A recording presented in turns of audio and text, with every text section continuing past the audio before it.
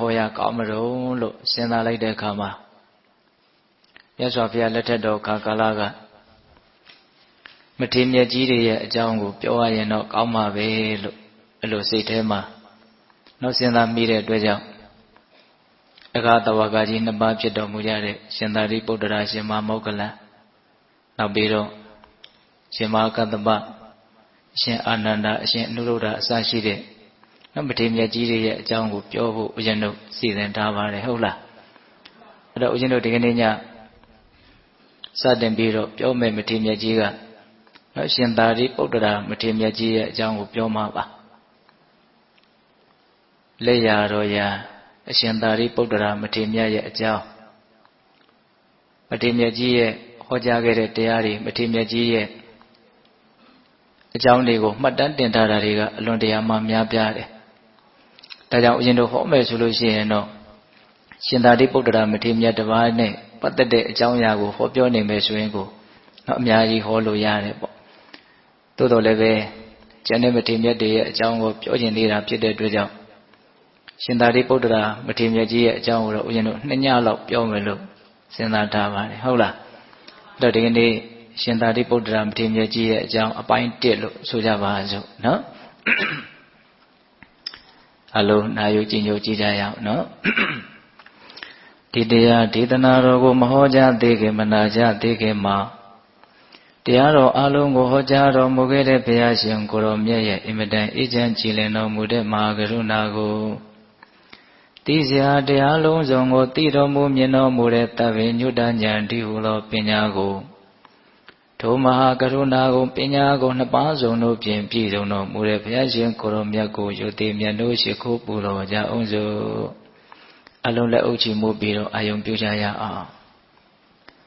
ကရုဏာတိတလဟရေယံပညာပိဇောတဝိယတမောဟဓမ္မံသာနေရမရလောကကရုံဝန္တိသူကတံဂတိဝိမု ddံ ကရုဏာတိတလဟရေယံမဟာကရုဏာတော်ဖြင့်ဤမြသောစိတ်နှလုံးလည်းရှိတော်မူပါ၏ထသော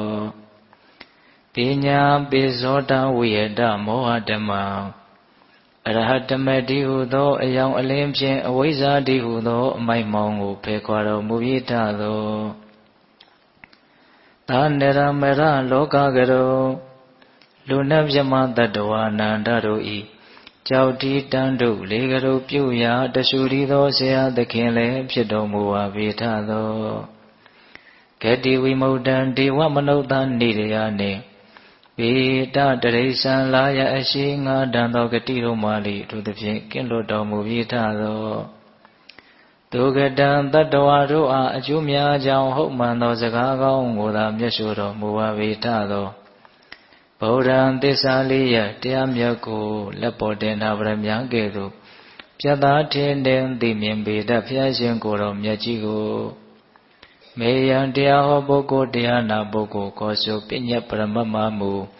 ယုံနာနှဖျားဖြစ်ကြပါသောဘုရားတပည့်တော်တို့သည်ဟိုနေဝနာမှာကာယဝစီမနောချီ၍သုံးဤဒွါရပနာမဖြင့်ဒုက္ခယောကျိုးလက်ဆုံမိုးကရှိခိုးဥညုပါဤမြတ်စွာဘုရား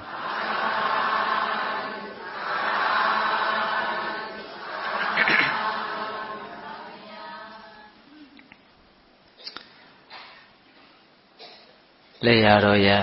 ရှင်သာရိပုတ္တရာမထေရမြတ်ကြီးရဲ့အကြောင်းကိုစတင်ပြီးတော့နာယူမှတ်သားကြရအောင်နော်ဘင်းတို့ဘယ်ကနေစတင်ပြီးတော့ပြောကျင်တော့ဆိုတော့ဒီအက္ခတဝကမထေရမြတ်ကြီးနှစ်ပါးရှင်သာရိပုတ္တရာနဲ့ရှင်မမောဂလန်သူတို့ဒီအက္ခတဝကရှုကိုပန်တဲ့ဘဝကစပြီးတော့ဘင်းတို့ပြောပါမယ်ဘယ်တော့မှသူတို့ဟာဒီရှုကိုပန်ခဲ့ကြတာတော့ဆိုတော့လွန်ခဲ့တဲ့တသိန်းချေနဲ့ကဘာတသိန်းထက်ကာလမှာအနောမဓာတ်တိဆိုတဲ့မြတ်စွာဘုရားပွင့်တော်မူတယ်လို့ဆိုပါတယ်အဲ့ဒီအနောမဓာတ်တိမြတ်စွာဘုရားရဲ့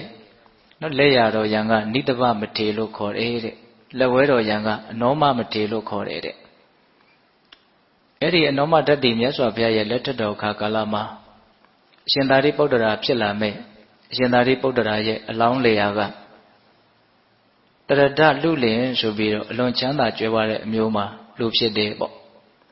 သူ့မှာအလွန်ရင်းနှီးတဲ့ငယ်ငယ်လေးတွေကစပြီးတော့စော့ဘော်စော့ဘက်အလွန်ရင်းနှီးရတဲ့အလွန်ချစ်ခင်ရတဲ့တိတိဝတ္တနာဆိုပြီးတော့တငယ်ချင်းတယောက်လည်းရှိတယ်အဲ့ဒါဦးဇင်းတို့အရွယ်ရောက်လာတဲ့ခါကျတော့အိမ်တော်ရသားကြအဲ့ဒီမှာတရဒလူလင်ကတတိတံဝေကရတဲ့အတွက်ကြောင့်နော်လူပောင်ကိုစွန့်ခွာပြီးတော့တောထွက်ပြီးတော့သူယတိဝတ်တယ်တဲ့အဲ့လိုယတိဝတ်တော်လည်းပဲယတိဝတ်ခါနေမှာသူ့ရဲ့တငယ်ချင်းဖြစ်တဲ့တတိဝတ္တနာကိုသူခေါ်တယ်ပေါ့မင်းယတိဝတ်နိုင်မလားငါကတော့မဝတ်နိုင်ဘူးဆိုတော့အဲ့ဒီမှာတရဒလူလင်ကသူပိုင်ဆိုင်တဲ့ဥစ္စာပစ္စည်းအလုံးကိုစွန့်လွတ်ပြီးတော့ယတိဝတ်သွားတာအဲ့ဒါဦးဇင်းတို့တရားနှလုံးကျင့်သုံးရင်းနဲ့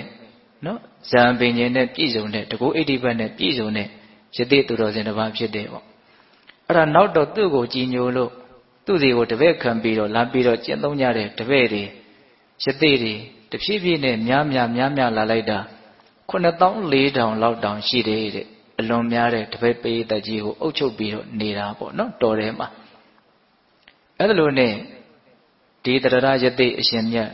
တော်ထဲမှာနော်ဇန်ချမ်းသာနဲ့နေနေတဲ့အချိန်မှာပဲလောကသုံးပါးမှာအနောမဓာတ်တိမြတ်စွာဘုရားပွင့်တယ်ဒါဘုရားရှင်ကိုရောမြတ်ကြီးကတနေ့မှာဟောတပည့်ညုတဉာဏ်ကွန်ရက်ကိုဖြန့်ကျက်ပြီးတော့ကြည့်တဲ့အခါမှာ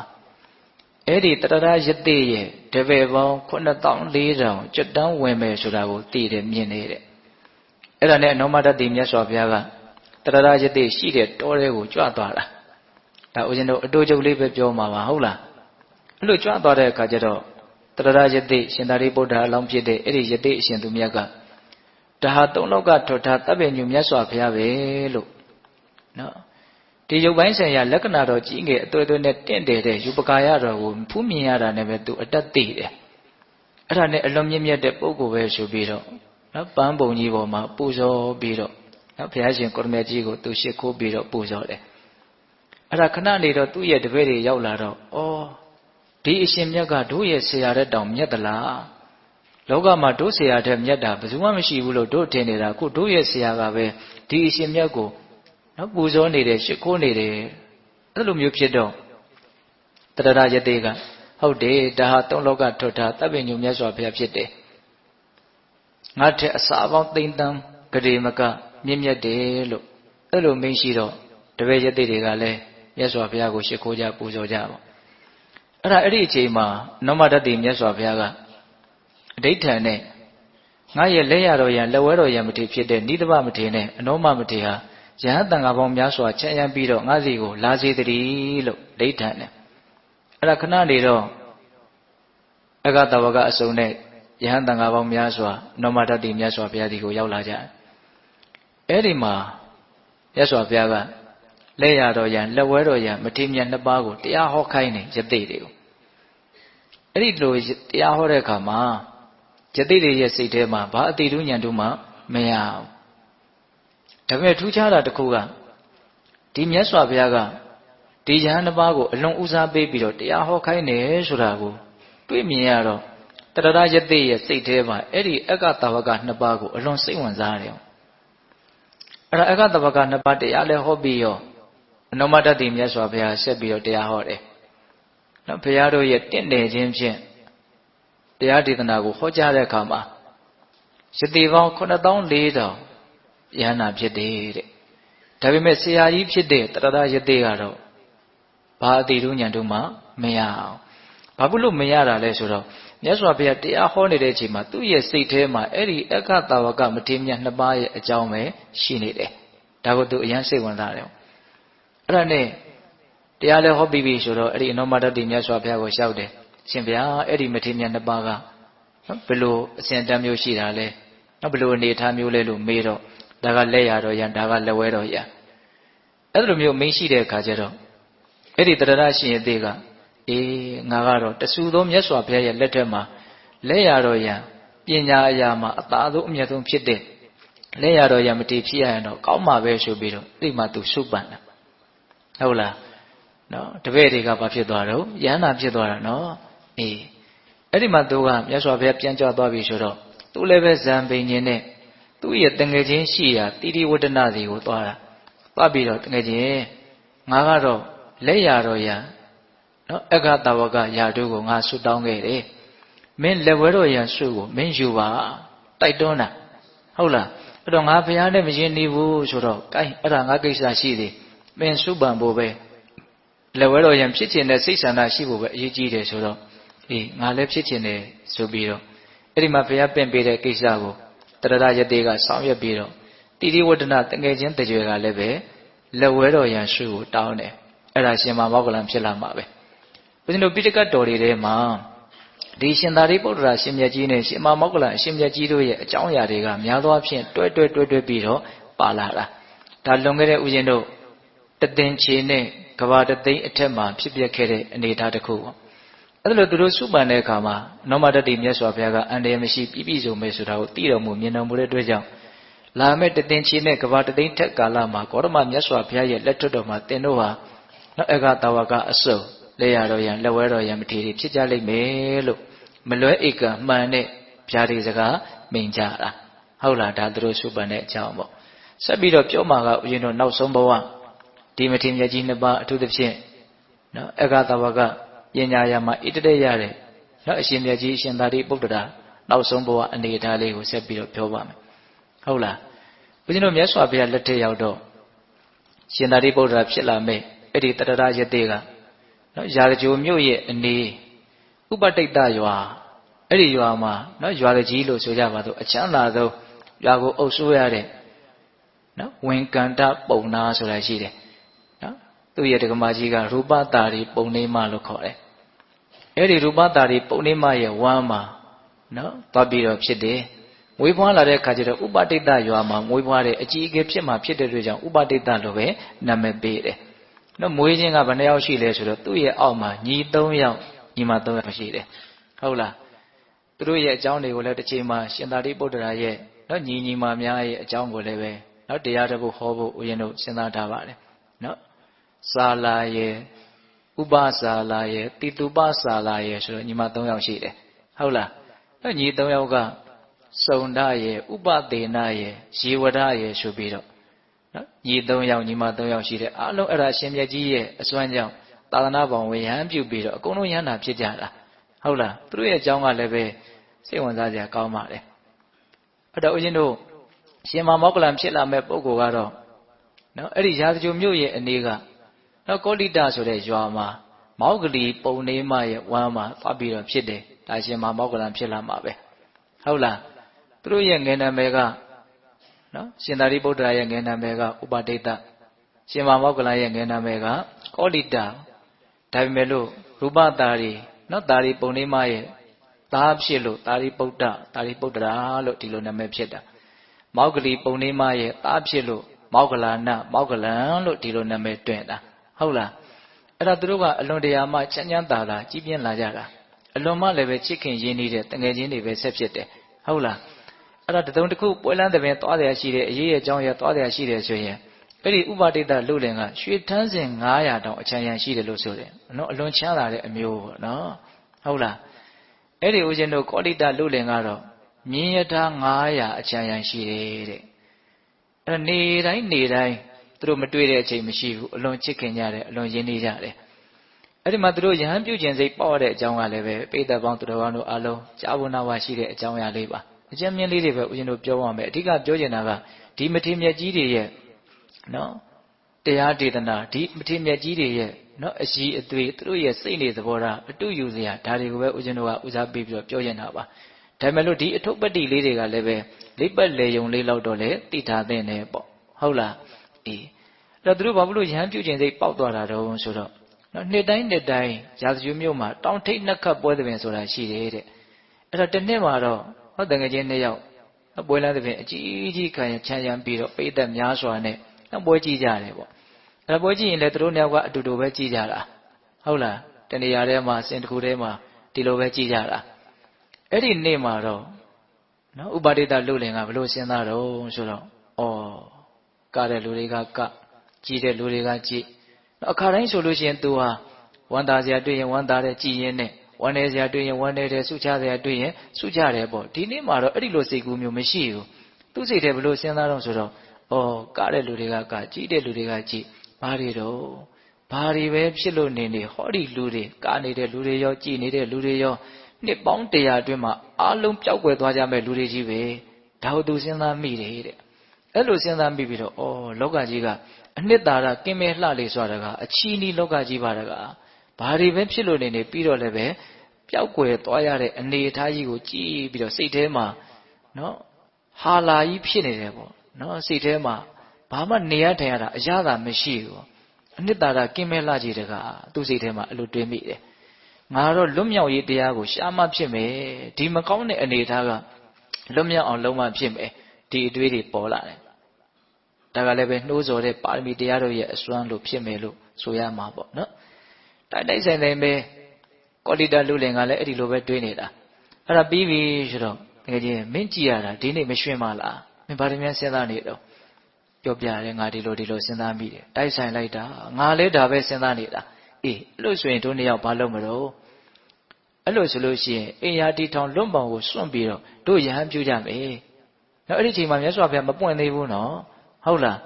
ဒါနဲ့တို့ပဇုတိကိုရဟန်းပြုမလို့ဆိုတော့အဲ့ဒီခါကအဲ့ဒီအချိန်ခါတုန်းက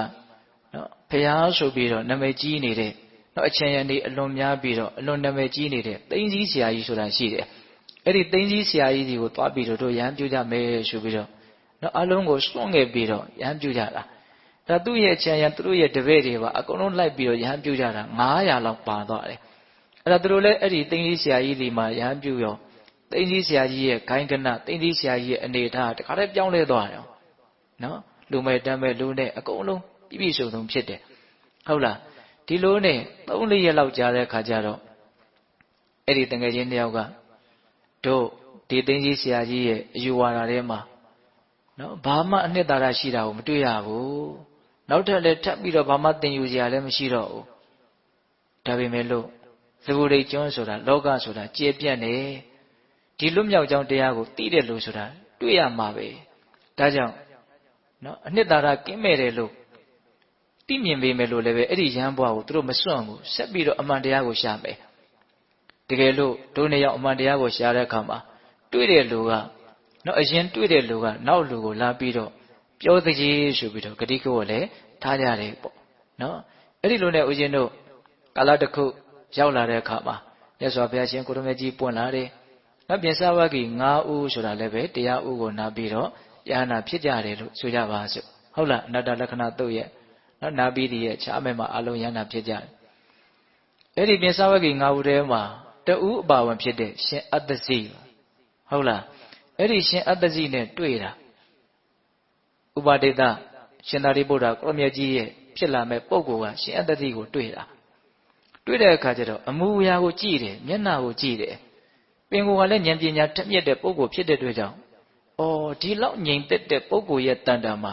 မတေရာအမတ္တဓာတ်အမြိုက်နိဗ္ဗာန်သိတဲ့စိတ်သိတဲ့ဉာဏ်ဧကန္တရှိလိမ့်မယ်မှတ်မိတယ်ဟုတ်လားအဲ့ဒါနဲ့ဘာပြီးတော့မေးမယ်ဆိုတော့နော်ဉာဏ်ကြီးတဲ့ပုဂ္ဂိုလ်ဖြစ်တဲ့အတွက်ကြောင့်ဒီချိန်ကစွန့်ခံနေတဲ့ချိန်ငါမေးလို့မသိတော့ဘူးအဲ့တော့ငါနောက်ကနေပြီးတော့မျက်ခြေမပြတ်လိုက်မယ်ဆိုတော့လိုက်တာဒါတခုသောဇေယျပေါ်ရောက်တော့အဲ့ဒီမထေမြတ်ကစွန့်စားမယ်လို့ပြင်တော့သူနေရာတွေဘာတွေခင်းပေးတယ်ဟုတ်လားတပည့်တယောက်လိုပဲလှုပ်ပေးတာနော်ရည်ဒီဘာတွေဆက်ကပ်ပြီးတော့ကုန်းလုံးကြုံကြုံလေးထိုင်ဘေးကနေဖူးမြော်စွန့်ကိစ္စလည်းပြီးပြီစွန့်စားလို့လည်းပြီးပြီဆိုတော့မှသူမေးတာနော်အရှင်ဘုရားတဲ့အရှင်ဘုရားကဘယ်သူကိုရည်မှန်းပြီးတော့ရဟန်းပြုလာတာတော့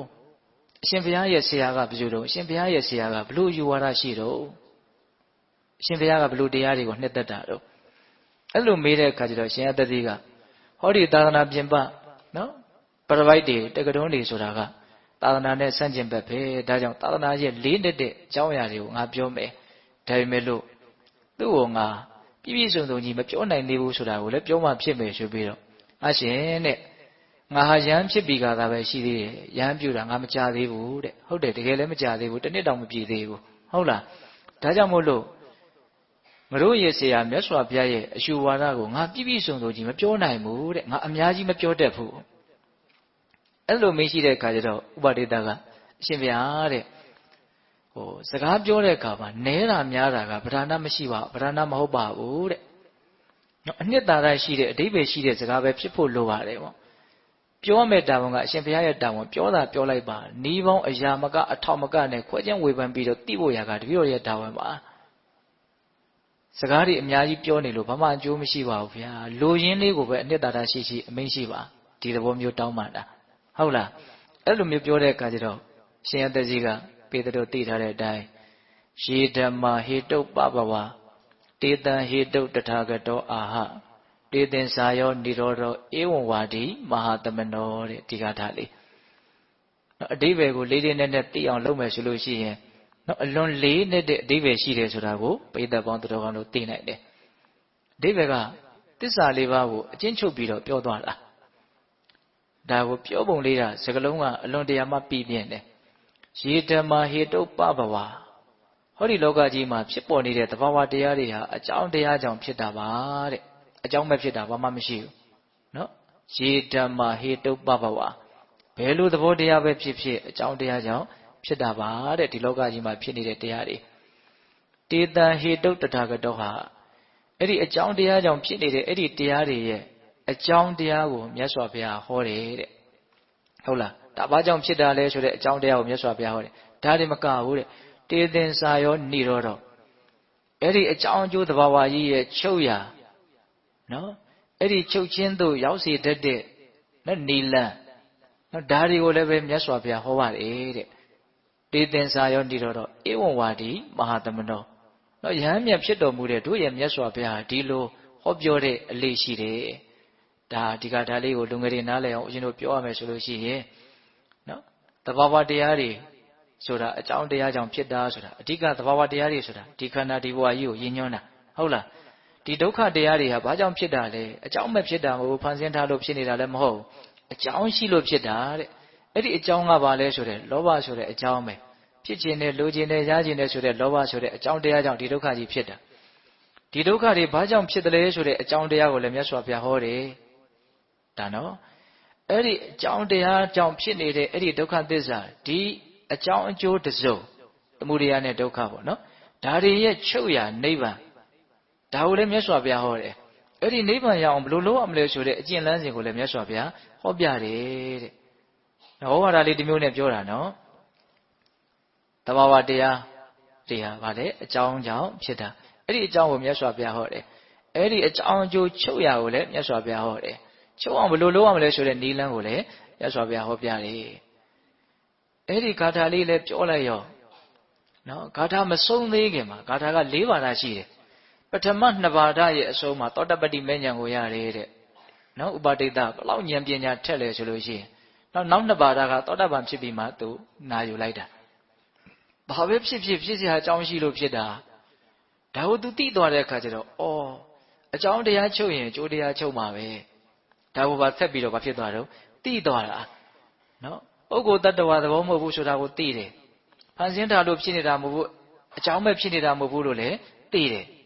တက္ကာယဒိဋ္ဌိကိုတခါတည်းအမြင့်ပြတ်ပယ်ရှားနိုင်တဲ့ဉာဏ်ကိုရသွားတာဘလောက်ထက်မြက်တဲ့ဉာဏ်ရှိလဲဆိုတာကိုစဉ်းစားကြည့်နော်အဲ့ဒီဂါထာလေးကိုနာတော့သောတာပန်ဖြစ်တယ်အဲ့ဒီလိုသောတာပန်လည်းဖြစ်ပြီဆိုတော့သူဘာလျှောက်တုံဆိုတော့အရှင်ဘုရားတဲ့တပည့်တော်ရှားနေတဲ့နော်မတရားတရားဆိုတာဒါပဲတဲ့ဒါကြောင့်ခဏလေးဆိုင်းမအောင်ဘုရားတဲ့တပည့်တော်ရှားနေတဲ့တရားဒီတရားပဲအခုတပည့်တော်သိလိုက်တဲ့တရားတပည့်တော်ရှားနေတဲ့တရားပဲတဲ့နော်အရှင်ဘုရားတို့ကတော့နော်အမတတ်မတရားအမြိုက်နိဗ္ဗာန်ကိုရရှိတော်မူကြပြီတပည့်တော်တို့မှာတော့နော်ကဘာပေါင်းများစွာ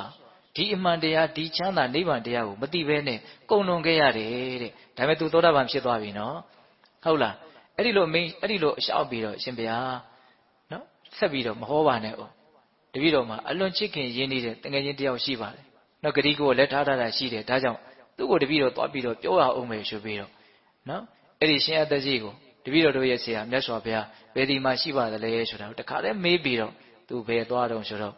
အရှင်မောက္ကလန်လောင်းရှိတဲ့နေရာနော်ကောလိတနော်ပြပိုက်ရှိတဲ့နေရာကိုသူသွားတာဟိုရောက်တော့ကောလိတကတိတယ်ငါရဲ့တငယ်ချင်းဒီကနေ့ရှာနေတဲ့မတရားတရားကိုသူတွေ့ခဲ့ပြီဆိုတာကိုသိတယ်ဘာဖြစ်လို့သိတာလဲဆိုတော့အမူအရာနဲ့မျက်နှာအနေထားကိုကြည့်ပြီးတော့သိတာသူလည်းဉာဏ်ကြီးတဲ့ပုဂ္ဂိုလ်တယောက်ပဲလေအဲ့တော့သိနိုင်တဲ့အနေအထားလေးတွေကလည်းပဲထင်ရှားမယ်လို့ဦးဇင်းထင်တယ်။အောင်ဆိုတော့နော်ရှားနေရတဲ့အနေအထားနဲ့တွေ့သွားတဲ့အနေအထားဟာဘယ်လို့မှမတူနိုင်ဘူး ဟုတ်လားရှားနေတဲ့အနေထားနဲ့ကိုရှားတာတွေ့သွားတဲ့အနေထားတူနိုင်မလားမတူနိုင်ဘူးနော်မျက်နှာကြည်ကြည်လေးလေးတန်တန်ရှင်းရှင်းနဲ့နော်အလိုပြည့်နေတဲ့သဘောကပေါ်လွင်ထင်ရှားမှုရှိနေမယ်လို့ဥစဉ်ထင်တယ်ဟုတ်လားဒါကြောင့်မို့လို့စီးပြီးတော့မေးတာဟိုကဘာမှမပြောသေးဘူးပဲတော့ငါရှင်နဲ့မင်းဟိုဒီနေ့ကြည်ရတာရှားနေတဲ့တရားရခဲ့ပုံရပြီသိခဲ့ပုံရပြီဟုတ်သလားအဲ့တော့ဟိုကလည်းဟုတ်တယ်တဲ့ငါရခဲ့ပြီဟာအဲ့လိုဆိုလို့ရှိရင်ငါ့ကိုပြောပါအဲ့ဒီမှာအဲ့ဒီဂါထာလေးကိုပဲထပ်ပြီးတော့ဟောတာဟောတစ်ချိန်မဟောလိုက်တာကိုသူတခါတည်းရရနော်ဟုတ်လားအဲ့ဒီဂါထာကိုထပ်ပြီးတော့ဟောတာအဲ့ဒီဂါထာကိုလည်းနားထောင်လဲပြီးရောအဲ့ဒီကောလိတကလည်းပဲသောတာပန်ဖြစ်တယ်ဟောတကယ်ချင်းတစ်ယောက်လုံးသောတာပန်ဖြစ်ကြတယ်နော်သောတာပန်ဖြစ်ပြီဆိုကိုင်းတို့ဘယ်လိုလုပ်မလို့အဲ့ဒီမှာကောလိတကတော့စိတ်မြန်ကိုမြန်ပဲရှင်မမောက္ကလန်ကသူ့ရဲ့အကြောင်းအရာတွေကိုပိဋကတ်တော်ထဲမှာခက်မြန်ခက်ကြမ်းပဲတွေ့ရတယ်ဟုတ်လားရှင်သာရိပုတ္တရာကအလွန်နူးညံ့သိမ်မွေ့ပြီးတော့အလွန်သိခန္ဓာကိုတွေ့ရတယ်နော်ရဟန္တာဖြစ်ပြီးတဲ့နောက်မှာတောင်မှနော်ဇေယိုက်ကလေးတွေကတိတ်ပြီးတော့မတူဘူးဟုတ်လားအဲ့တော့ရှင်မမောက္ကလန်အလောင်းဖြစ်တဲ့အထိကောလိတကသွားမယ်တဲ့မြတ်စွာဘုရားရှိတဲ့နေရာကိုတခါတည်းသွားတော့မယ်ဒါပေမဲ့ဥပဒေတာကအလုံးမဟုတ်နေအောင်တဲ့သိင်းစည်းဆရာကြီးတို့ဆရာကြီးရှိသေးတယ်ဒါကြောင့်တို့ဆရာကြီးကိုခေါ်မယ်တကယ်လို့နော်ငါတို့ကိုယုံကြည်လို့လိုက်လာမယ်ဆိုရင်လေဟိုရောက်ရင်မြတ်စွာဘုရားတရားဟောရင်သူသိနိုင်တယ်ကောင်းရဲ့ဒါကြောင့်သူ့အတွက်ငါအကျိုးရှိသေးခြင်းနဲ့သူကလည်းတို့ပုံမှာကျေးဇူးရှိတာပါပဲဒါကြောင့်သူ့ကိုခေါ်ရအောင်ဆိုတော့ကောလိတလည်းမငြင်းဘူးအဲ့ဒါနဲ့တကယ်ချင်းနှစ်ယောက်အဲ့ဒီရှင်သိန်းစည်းဆရာကြီးရှိတဲ့နေရာကိုသွားပြောပြအကျိုးကြောင့်သိန်းစည်းဆရာကြီးကလည်းသိတယ်ဗျာစားတဲ့ဥစဉ်ဖတ်ကြည့်တယ်မင်းတို့ရှားနေတဲ့တရားမင်းတို့တွေ့တယ်နဲ့တူတယ်တဲ့မေးတယ်ဟုတ်တယ်တွေ့ပြီတဲ့ဟောရှားတာကိုပါလေတွေ့ပြီဒါကြောင့်မလို့နော်အရှင်လည်းပဲမြတ်စွာဘုရားကြီးကိုလိုက်ခဲ့ပါအဲ့လိုခေါ်တာဗျခေါ်တဲ့အခါကျတော့သိန်းစည်းဆရာကြီးကဘာပြောဆိုမလိုက်နိုင်ဘူးတဲ့ဟာဘာလို့မလိုက်နိုင်တာတော့ငါအိုးစည်းကြီးဘဝနဲ့နေပြီးတော့မှနော်အိုးငယ်လေးနဲ့ခတ်ထည့်ရတဲ့အိုးငယ်လေးအဖြစ်ကိုငါအယောက်မခံနိုင်ဘူးတဲ့ငါကအခုဆရာကြီးလုပ်ပြီးတော့နေရတာငါတပည့်တွေနဲ့နေရတာဟိုရောက်ရင်ငါတပည့်ဖြစ်မှာနော်ဆရာလုပ်ပြီးတော့မှငါတပည့်အဖြစ်နဲ့မနေနိုင်ဘူးတဲ့အဲ့လိုပြောတာနော်အဲ့လိုပြောတဲ့အခါကျတော့နော်ဥပဒေတာကအရှင်စဉ်းစားပါဦးစဉ်းစားပါဦးနော်အမှန်တရားဆိုတာအရာအလုံးနဲ့တန်ဖိုးရှိတယ်နော်စဉ်းစားပါဦးလိုက်ခဲ့ပါအခုကျွန်တော်တို့ကသွားမယ်ဆိုလို့ရှိရင်ကျွန်တော်တို့ရဲ့အချမ်းရံတွေကလည်းလိုက်လာမယ်အဲ့ဒီလိုဆိုရင်ဒီမှာအများကြီးအားနည်းသွားလိမ့်မယ်အရှင်လည်းလိုက်ခဲ့ပါအဲ့တော့သိကြီးဆရာကြီးကဘာပြောလို့ဆိုတော့အားတပည့်တို့မင်းတို့ကငါပြောမယ်နော်ဒီလောကကြီးမှာပညာရှိတဲ့လူနဲ့ပညာမဲ့တဲ့လူဘယ်တင်းကများလဲတဲ့ဟာပညာမဲ့တဲ့လူကများတာပေါ့အေးအဲ့လိုဆိုလို့ရှိရင်ပညာရှိတဲ့လူတွေယဟန်ဂေါတမတီကိုသွားလိမ့်မယ်ပညာမဲ့တဲ့လူတွေငါဒီမှာနေလိမ့်မယ်ဒါကြောင့်ငါဒီမှာလူမရှိမှပိဋကတ်မရှိမှမင်းတို့မပူနဲ့တဲ့ဟောဒါလည်းဟုတ်တာပဲနော်လူတိုင်းကိုယ်ဟာလေးနဲ့ကိုတော့အတိုင်းနဲ့အဝိုင်းနဲ့ရှိနေတာပဲဟုတ်တယ်မဟုတ်လားအေးအဲ့လိုပြောလို့သာပြောတာပါအဲ့ဒီကောလိတနဲ့ဥပဒိတသွားပြီဆိုတော့နော်တငယ်ချင်းတွေသူတို့ကိုအကြောင်းပြုပြီးတော့ပြရဟန်းပြုနေတဲ့ပုံကိုယ်တွေ250လောက်နော်လိုက်သွားကြတာ250လောက်လိုက်သွားဆိုဒီမှာတော်တော်ကိုလူကြီးကနဲသွားတပည့်တွေကအဲ့ဒီတော့ဘာဖြစ်တုံးဆိုတော့သိန်းကြီးဆရာကြီးကခရွင်းကနေပြီးတော့လောလောပူသောသွေးထွက်ကြလာတယ်တဲ့သွေးအန္တာမခံနိုင်ဘူးပေါ့နော်ဒီလောကဓာတ်ကို तू မခံနိုင်ဘူးတော့သေတော့သေမသွားဘူးနော်ဒါပေမဲ့ပါဇက်ကနေပြီးတော့သွေးပူတွေထွက်လာတယ်ကြောက်စရာပဲစိတ်ရဲ့နော်နှိမ့်နယ်မှုနှိမ့်ဆက်မှုကိုတော့ရုပ်ပိုင်းဆိုင်ရာခံရတာပါဇက်ကသွေးတောင်ထွက်တယ်ဟုတ်လားအဲ့ဒီမှာဦးဇင်းတို့တလက်စာရဲပြောချင်တာကဒီအကြောင်းအရာတွေကိုအကြောင်းပြီးတော့နောက်တစ်ချိန်မှာမြတ်စွာဘုရားကကာထာနှစ်ပုဒ်ဟောတာရှိတယ်ဓမ္မပဒပါဠိတော်မှာမှတ်တမ်းတင်ထားတာအတာရေတာရမတိနောတာရိစာတာရဓတ္တိနာတေတာရနာတိကိစ္ဆန္တိမိစ္ဆာသင်္ကပ္ပဂောစရာဒီလောကကြီးမှာအနှစ်သာရမရှိတာကိုအနှစ်သာရရှိတယ်လို့ထင်နေကြတယ်အနှစ်သာရမရှိတာကိုအနှစ်သာရရှိတာကိုအနှစ်သာရမရှိဘူးလို့ပြောင်းပြန်ထင်နေကြတယ်အနှစ်သာရမရှိတာကိုတော့အနှစ်သာရရှိတယ်လို့ထင်တယ်အနှစ်သာရရှိတာကိုတော့အနှစ်သာရမရှိဘူးလို့ထင်နေကြတဲ့ပုံကိုယ်တွေဟာအဲ့ဒီအနှစ်သာရကို तू မရနိုင်ဘူးတဲ့။ဘာလို့ဆိုမိစ္ဆာသင်္ကပ္ပဂောဇတာသူတို့ရဲ့အတွေးအကြံအမြင်တွေဟာမှားနေတဲ့အတွက်ကြောင့်တဲ့။နော်တန်ဖိုးမရှိတာကိုတန်ဖိုးရှိတာလို့ထင်တယ်။တန်ဖိုးမရှိတာကိုကြတော့တန်ဖိုးရှိတယ်လို့ထင်တယ်။တန်ဖိုးရှိတာကိုကြတော့တန်ဖိုးမရှိဘူးလို့ထင်တယ်။ဒီလိုလူဟာတန်ဖိုးရှိတာကိုမရနိုင်ဘူးတဲ့။ဘာလို့ဆိုအခြေခံအဖြစ်သူ့ရဲ့စိတ်ထဲမှာအမြင်တွေကမဖြစ်နေလို့မှားနေလို့ပါတဲ့ တာရင်စတာရတော်ညတဝအတ္တရင်စအတ္တရတော်တေတာရအဓိကိစ္ဆန္တိတမ္မာသင်္ကပ္ပခောစတာနော်တချို့ဉာဏ်ရှိတဲ့ပုဂ္ဂိုလ်တွေကြတော့တန်ဖိုးရှိတာကိုတန်ဖိုးရှိတယ်လို့သိတယ်တန်ဖိုးမရှိတာကိုတန်ဖိုးမရှိဘူးလို့သိတယ်ဒီလိုလူတွေကြတော့တန်ဖိုးရှိတာကိုရနိုင်တယ်တဲ့သူတို့ရဲ့အမြင်တွေမှန်နေတဲ့အတွက်ကြောင့်နော်ဒါလေးကအလွန်မှတ်သားစရာကောင်းတယ်နော်ဟုတ်လားဒါကြောင့်ဒကာဓမ္မတို့ဦးဇင်းတို့တွေနော်တန်ဖိုးရှိတာကိုရကျင်တယ်နော်အနှစ်သာရရှိတာကိုရကျင်တယ်ဆိုရင်ဘာကအနှစ်သာရရှိတယ်ဘာကအနှစ်သာရမရှိဘူးဘာကတန်ဖိုးရှိတယ်ဘာကတန်ဖိုးမရှိဘူးဆိုတာကိုအစကနဦးခွဲခြမ်းပြီးတော့နားလည်ဖို့မလိုဘူးလားလိုတယ်နော်ဘာကတန်ဖိုးရှိတယ်ဘာကတန်ဖိုးမရှိဘူးဆိုတာလောက်မှမသိတဲ့လူကတန်ဖိုးရှိတာကိုရနိုင်မှာမလားပယ်ရနိုင်မှာတော့ဟုတ်လားအဲ့ဒါသိသိဆရာကြီးကိုအကြောင်းပြုပြီးတော့အဲ့ဒီဂါထာလေးမြတ်စွာဘုရားဟောတာနော်ဒါကြောင့်ပိဿပေါင်းသူတော်ကောင်းတို့နော်လောကကြီးမှာဘာကတန်ဖိုးရှိတယ်ဘာကတန်ဖိုးမရှိဘူးဆိုတာကိုကိုယ်ကျန်းဝေဖန်ပြီးတော့သိနိုင်တဲ့ဉာဏ်ပညာရှိအောင်လဲကြိုးစားကြရမယ်ပေါ့နော်ဒီလိုနဲ့ဦးဇင်းတို့ဒီကောလိတာနဲ့ဥပဒိတတကယ်ချင်းနှစ်ယောက်နောက်ပါချမ်းရနေနဲ့မြတ်စွာဘုရားကြီးကိုကြွသွားကြတာဟိုရောက်တော့မြတ်စွာဘုရားကယဟန်တန်ခါကိုတရားဟောနေတယ်ခက်လန်းလန်းကလာနေတာကိုတွေ့ရတယ်တွေ့ရတော့မြတ်စွာဘုရားယဟန်တွေကိုကြိုးတင်ပြီးတော့အမိန့်ရှိတယ်ယဟန်တို့တဲ့ကြည်ကြဥပဒိတနဲ့ကောလိတာတို့လာနေကြပြီအဲ့ဓာတွေဟာငါဘုရားရဲ့အက္ခတာဝကအစုံဖြစ်လိမ့်မယ်အလွန်ဉာဏ်ပညာကြီးတဲ့ပုဂ္ဂိုလ်တွေဖြစ်တဲ့အတွက်ကြောင့်သူတို့ဟာအက္ခတာဝကအစုံဖြစ်လိမ့်မယ်လို့မြတ်စွာဘုရားဒီကိုရောက်မလာသေးခင်မှာကိုယ်မြတ်စွာဘုရားယဟန်တွေကိုကြိုးပြီးတော့အမိန့်ရှိထားတာဟုတ်လားအဲ့ဒါရောက်လာပြီဆိုတော့မြတ်စွာဘုရားကအဲ့ဒီပိဋကတ်နဲ့တကွနော်ရှင်သာရိပုတ္တရာရှင်မမောက္ကလံဖြစ်လာမယ်ဒီဥပဒိတကောဋိတခေါင်းဆောင်တဲ့ပရပိုက်တွေကိုနော်အေဟိဘိက္ခုနော်ယဟန်အဖြစ်အေဟိဘိက္ခုခေါ်တယ်ပေါ့ယဟန်တို့လာကြလို့လုပ်လိုက်တော့နော်အလွန်စမ်းကြယ်တဲ့လေးနဲ့တဲ့နော်တရားသဘောဓမ္မတာသဘောလို့ဆိုကြပါစို့ယဟန်နေဖြစ်သွားကြတယ်အဲ့ဒီမှာမြတ်စွာဘုရားတရားဟောတဲ့အခါမှာဒီ250သောတပည့်တွေကအကုန်လုံးယဟန်နာဖြစ်ကြတယ်နော်ဒါပေမဲ့ဥပဒိတနဲ့ကောလိတတွေကယဟန်နာမဖြစ်ဘူးနော်ဒါစဉ်းစားတယ်အလွန်ကောင်းတဲ့ကိစ္စပေါ့နော်ဥပဒိတနဲ့ကောလိတတို့ယဟန်နာမဖြစ်ဘူးတပည့်တွေကအရင်ယဟန်နာဖြစ်တာဘာလို့ယဟန်နာမဖြစ်သေးတာတုံးဆိုတော့သူတို့ရဲ့ဉာဏ်တွေကကြီးနေတယ်ဉာဏ်ကြီးတဲ့အခါကျတော့သိစရာရှိတာကိုကြည်ကြပြည့်ပြည့်သိအောင်သူတို့ကြိုးစားကြအောင်ပဲရှင်မမောက္ကလံထက်ရှင်သာရိပုတ္တရာကပိုးပြီးတော့နောက်ကျပြီးတော့ဖြစ်လိမ့်မယ်ဟုတ်လားအဲ့ဒါဦးဇင်းတို့ရှင်မမောက္ကလံကဒီယဟန်ဖြစ်ပြီးတဲ့နောက်9ရက်မြောက်တဲ့နေ့မှာမြတ်စွာဘုရားသူ့ကိုကြွသွားပြီးတော့တကိုးနဲ့ကြွသွားပြီးတော့နော်9ရက်လုံးပြင်းပြင်းထန်ထန်အားထုတ်လို့အဲ့ဒီနေ့မှာငိုင်းမြီးနေတဲ့ရှင်မမောက္ကလံယဟန်နာမဖြစ်သေးဘူးနော်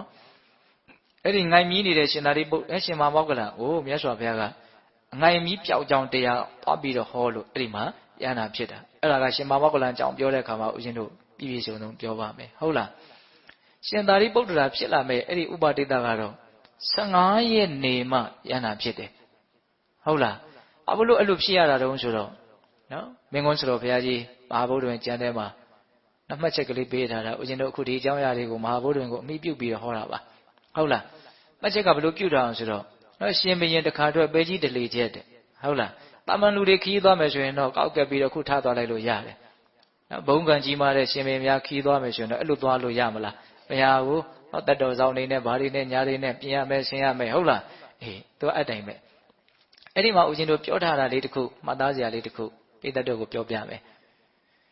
သဗ္ဗညုမြတ်စွာဘုရားများဘုရားဖြစ်ခါနီးမှာဒီသင်္ခါရတရားတွေကိုဝိပဿနာရှုတဲ့နေရာမှာဘလောက်ထိသူတို့ကကြည်ကြည်ပြန့်ပြန့်ရှုလဲဆိုလို့ရှိရင်တဲ့စัจ java လာဂရေတသိမ်းမှာရှိတဲ့ရုပ်ဓာတ်နံဓာတ်တွေကိုဝိပဿနာရှုတယ်တဲ့နော်ပြီးတော့အနေနရိယနော်ဦးဇင်းတို့ဒီဗဟိတရုပ်တရားတွေရဲ့ပုံမှာလည်းဝိပဿနာရှုတယ်နော်စัจ java လာဂရေတသိမ်းနဲ့နော်ပိစိကဗုဒ္ဓအရှင်မြတ်တွေဝိပဿနာရှုပြီးတော့ပိစိကဗောဓိဉာဏ်ကိုရဖို့ဝိပဿနာရှုတဲ့နေရာမှာသူတို့ကဘယ်လိုရှုလို့ဆိုတော့နော်မိမိဒီခန္ဓာရဲ့တဘာဝအပါဝင်ပေါ့နော်ဒီဇဗုဒိကျွန်းမှာရှိတဲ့တတ္တဝါတွေရဲ့အားလုံးရဲ့ပုံမှာရှိနေဖြစ်နေတဲ့ရုပ်ဓာတ်နံဓာတ်တွေရဲ့ပုံမှာဝိပဿနာရှုတယ်ဟာဒါကပိစိကဗုဒ္ဓအရှင်မြတ်တို့ရဲ့နော်ဉာဏ်ပညာကြီးမားပုံကိုစဉ်းစားဖို့ပြောပြတာနောက်ပြီးတော့ဦးဇင်းတို့အက္ခတာဝကမဟာတာဝကပဂရိတာဝကဆိုတဲ့တာဝကဗောဓိဉာဏ်အတွက်ပေါ့နော်အဲ့ဒါအတွက်ဦးဇင်းတို့ဝိပဿနာရှုတယ်ဆိုတော့ဘယ်လိုရှုတုံးဆိုတော့မိမိခန္ဓာနဲ့အားလုံးရဲ့သူများရဲ့ခန္ဓာကိုတော့ ဗိဓခန္ဓာပေါ့တပေါင်းနဲ့ပြုတ်ပြီးတော့မိမိခန္ဓာသူတစ်ပါးခန္ဓာဒီနှစ်မျိုးကိုပဲသူကဘာလို့တော့ဝိပဿနာရှုတယ်အိဋ္ဌဒုက္ခအနတ္တလက္ခဏာကြီး၃ပါးတင်တယ်ပေါ့ဒါတာဝကဗောဓိဉာဏ်ရဲ့နယ်ပယ်ပေါ့နော်တာဝကဗောဓိဉာဏ်ရဖို့အတွက်ဝိပဿနာရှုရမယ်နယ်ပယ်ပေါ့ဟုတ်လားအဲ့တော့ဒီမှာဦးဇင်းတို့ဆက်ပြီးတော့ပြောထားတာကရှင်မောက္ကလန်ကဝိပဿနာရှုတဲ့နေရာမှာမိမိခန္ဓာသူတစ်ပါးခန္ဓာရဲ့သဘာဝတွေကိုရှုတော့အကုန်လုံးလုံးစိပတ်စိရှုတာမဟုတ်ဘူးတဲ့လိုရင်းကြတဲ့နော်တချို့သဘာဝတရားလေးတွေရဲ့အကြောင်းကိုပဲဝိပဿနာရှုတာတဲ့ရှင်သာရိပုတ္တရာကျတော့အဲ့လိုမဟုတ်ဒီတာဝကဗောဓိဉာဏ်ရဖို့အတွက်နော်ရှုရမယ့်ဝိပဿနာရှုွက်ဖြစ်တဲ့မိမိခန္ဓာသူတစ်ပါးခန္ဓာရဲ့အကြောင်းကိုရှုတဲ့နေရာမှာအကုန်လုံးလုံးစိပတ်စိအကုန်လုံးရှုတာဒါမှမဟုတ်သူကကြားနေတာတဲ့အဲ့ဒါကိုနားလေအောင်စာရဲကဘလို့ဥမာပေးလဲဆိုတော့တွေ့ရပါစို့လူတယောက်တောင်ဝေးထောက်ပြီးတော့သွားတယ်နော်တောင်ဝေးထောက်မိတဲ့နေရာနဲ့တောင်ဝေးမထောက်မိတဲ့နေရာနဲ့ဘယ်ဟာကများမလို့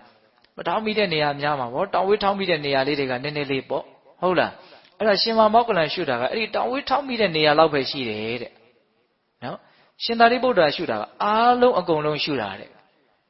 နော်ဒါကြောင့်မလို့ဘာဖြစ်နေတော့ကြားနေတာ15ရက်တောင်ကြာတာနော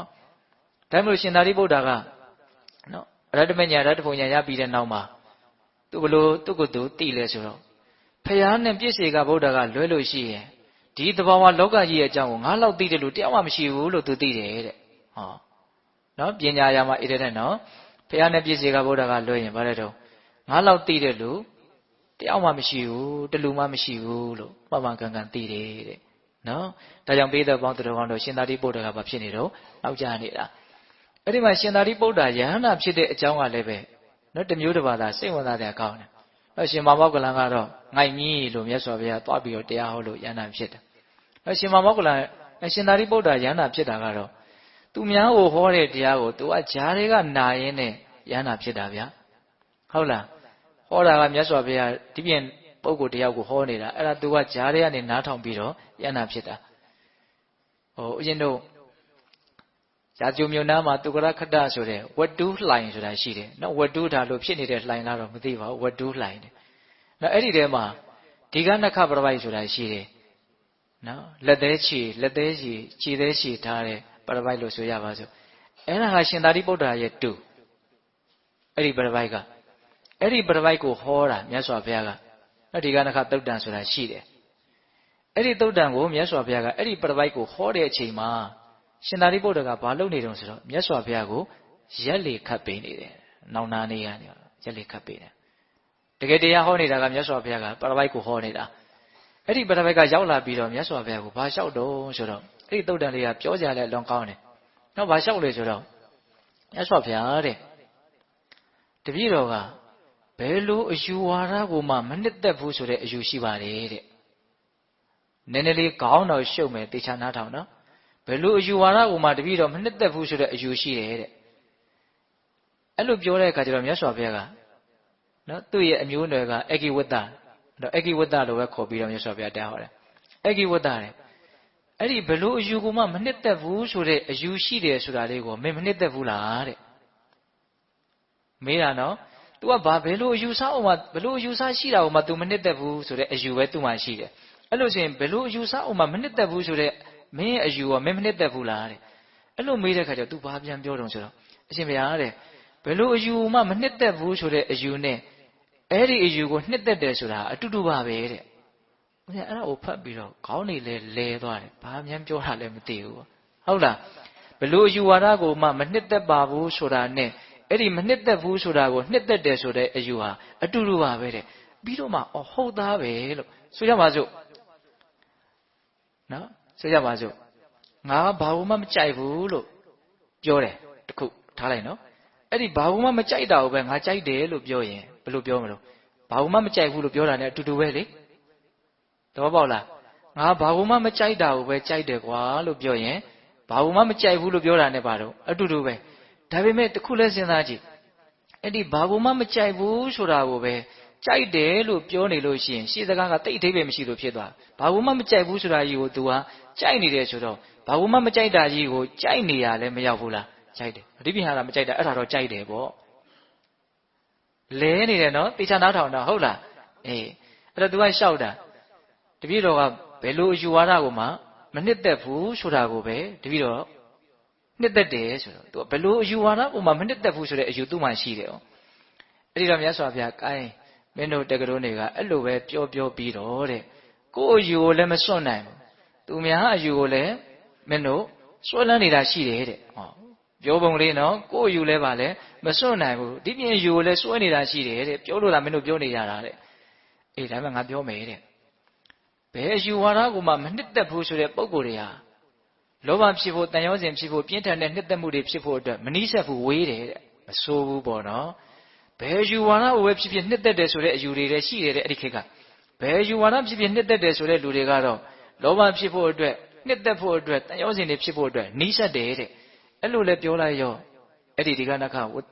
သဘောကျသွားတယ်အော်ငါအယူဆကိုမြတ်စွာဘုရားချီးမွမ်းတယ်ဩအဲ့ဒီလိုသဘောကျနေတော့ရှိသေးမြတ်စွာဘုရားဗာဆက်မိတ်ရှိတုံးဆိုတော့အဲ့ကိဝတ္တာတဲ့ငါပြောမယ်ဘယ်လိုယူဝါဒကိုမှငါမနှစ်သက်ဘူးလို့မင်းလှုပ်ထားတယ်ဆိုရင်အယူဝါဒအလုံးကိုနှစ်သက်တယ်ဆိုတဲ့လူတွေနဲ့တချို့အယူကိုနှစ်သက်တယ်တချို့အယူကိုမနှစ်သက်ဘူးဆိုတဲ့လူတွေနဲ့မင်းညင်းရခုံရလိမ့်မယ်တဲ့ငါမှမာနာမင်းတို့ဟာမှားတယ်ဆိုတော့မင်းညင်းရမယ်ညင်းရပြီဆိုရင်မင်းစိတ်တွေဆင်းရဲမယ်ပင်ပန်းမယ်နော်ဘယ်ယူဝါဒမှမနှစ်သက်ဘူးဆိုတဲ့လူတွေကလည်းပဲအယူဝါဒတွေကိုနှစ်သက်တယ်ဆိုတဲ့လူတွေတချို့နှစ်သက်တယ်တချို့မနှစ်သက်ဘူးဆိုတဲ့လူတွေနဲ့သူတို့လည်းညင်းရလိမ့်မယ်ညင်းရရင်စိတ်ပင်ပန်းမယ်ဆင်းရဲပဲတချို့ပဲနှစ်သက်တယ်ကွာတချို့အယူဆတော့တို့မနှစ်သက်ပါဘူးဆိုတဲ့လူတွေကလည်းပဲဘယ်ယူဝါဒမှမနှစ်သက်ဘူးဆိုတဲ့လူနဲ့အယူဝါဒအလုံးကိုနှစ်သက်တယ်ဆိုတဲ့လူတွေနဲ့သူတို့လည်းဘာလို့ညင်းရလိမ့်မယ်နားလေအောင်နားထောင်တော့ပြောချင်တာကအယူအဆတစ်ခုခုကိုကြိုက်နေပြီဆိုလို့ရှိရင်ကျန်တဲ့အယူအဆရှိတဲ့လူတွေနဲ့ဘာလို့ရမလို့ညင်းရခုံရလိမ့်မယ်တဲ့အဲ့ဒါဆိုလို့ရှိရင်ဘာမလို့စိတ်ပင်မရမယ်ဆင်းရလိမ့်မယ်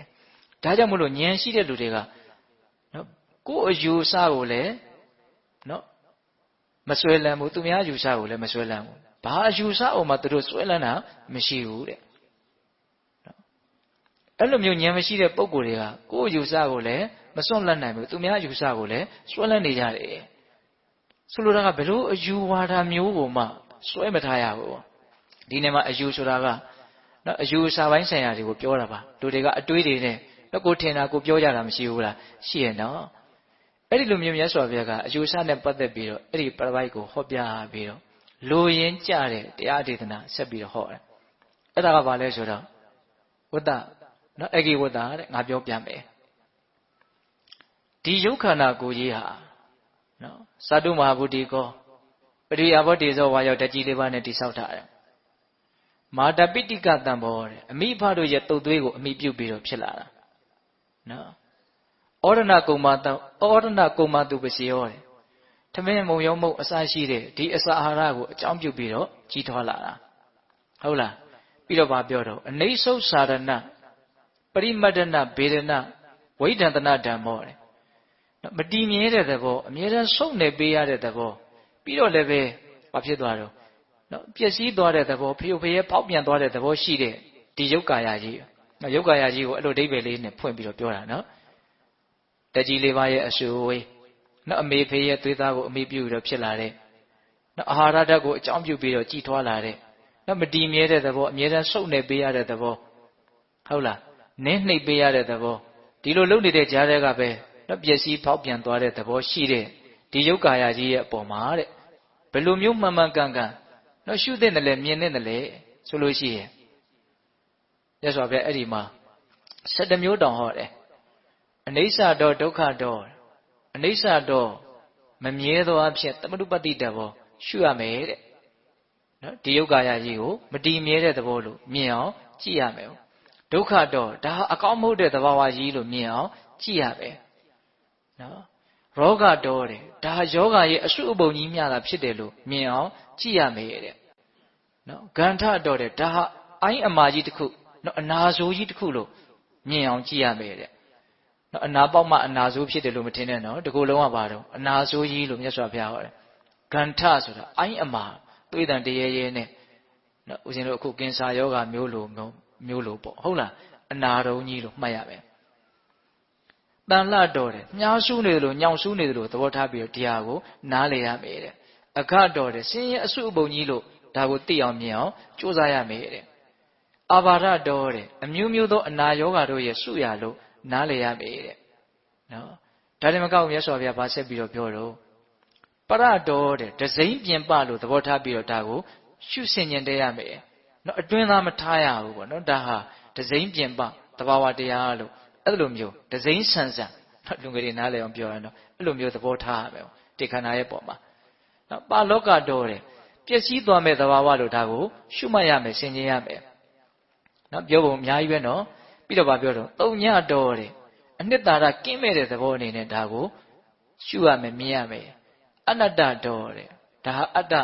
ငါဆိုတာမဟုတ်သူဆိုတာမဟုတ်ပုဂ္ဂိုလ်တ attva ဆိုတာမဟုတ်သဘာဝတရားတက်တက်လို့နော်အနှစ်သာရကင်းမဲ့တဲ့အနတ္တအနေနဲ့လည်းပဲရှုမှတ်ရမယ်လို့7မျိုးတောင်ပြောတယ်နော်ဒီယုတ်ခန္ဓာကိုယ်ကြီးကိုအရင်ပြောတာနော်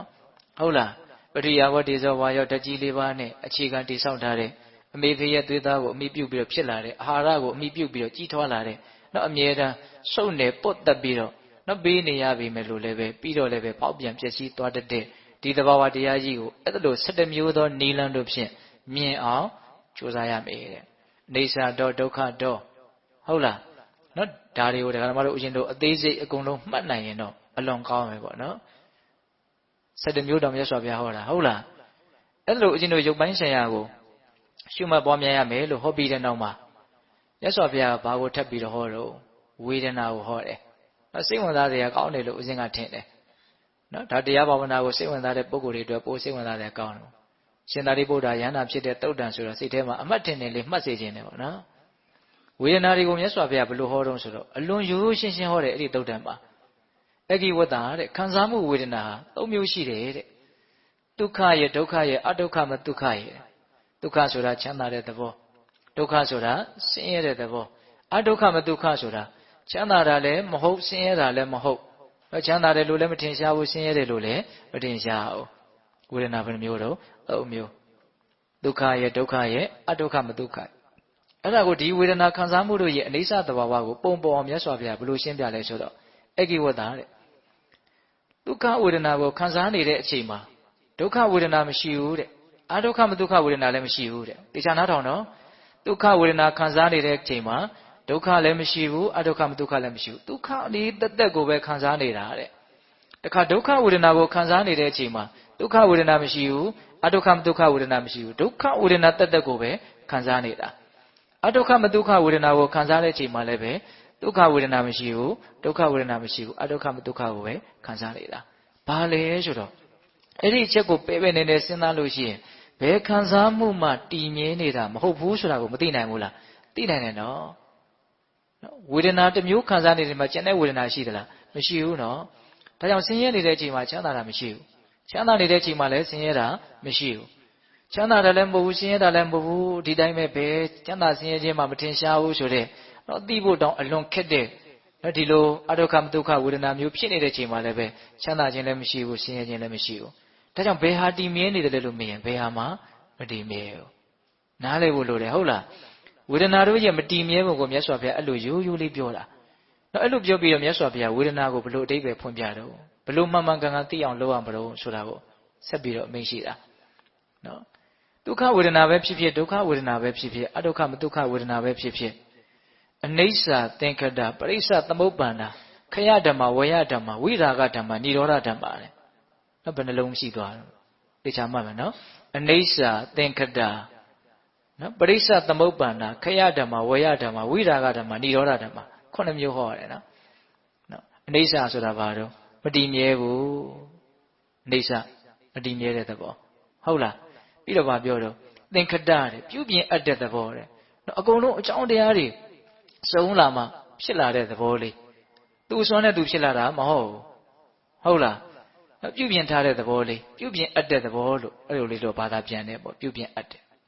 ပရိစ္ဆသမုပ္ပန္နာဆိုတာအဲ့ဒါကျတော့ပိုရှင်းသွားတယ်ဖြစ်เสียအကြောင်းတစ်ခုကိုဆွဲပြီးတော့ဖြစ်လာတာတဲ့ဘာကိုဆွဲပြီးတော့ဖြစ်တုံးဆိုတော့အနိကဆုံးကြုံပြောရရင်တော့ဖတ်တာပေါ့နော်ဆိုကြပါစို့ခံစားမှုတွေဆိုတာကမျက်စိရဲ့အစင်းရဲ့တွေ့ကြတဲ့အခါမှာမြင်သိစိတ်ဆိုတာဖြစ်တယ်နော်အဲ့ဒီမျက်စိရဲ့အစင်းရဲ့မြင်သိစိတ်ရဲ့ဒီ3ခုရဲ့ပေါင်းကိုဘာလို့ခေါ်တော့ဖတ်တာလို့ခေါ်တယ်နော်အဲ့ဒီဖတ်တာကြောင့်ချမ်းသာတယ်ဆင်းရဲတယ်သို့မဟုတ်ချမ်းသာခြင်းဆင်းရဲခြင်းမထင်ရှားဘူးဆိုတဲ့ဒီဝေဒနာတွေကဖြစ်လာတာ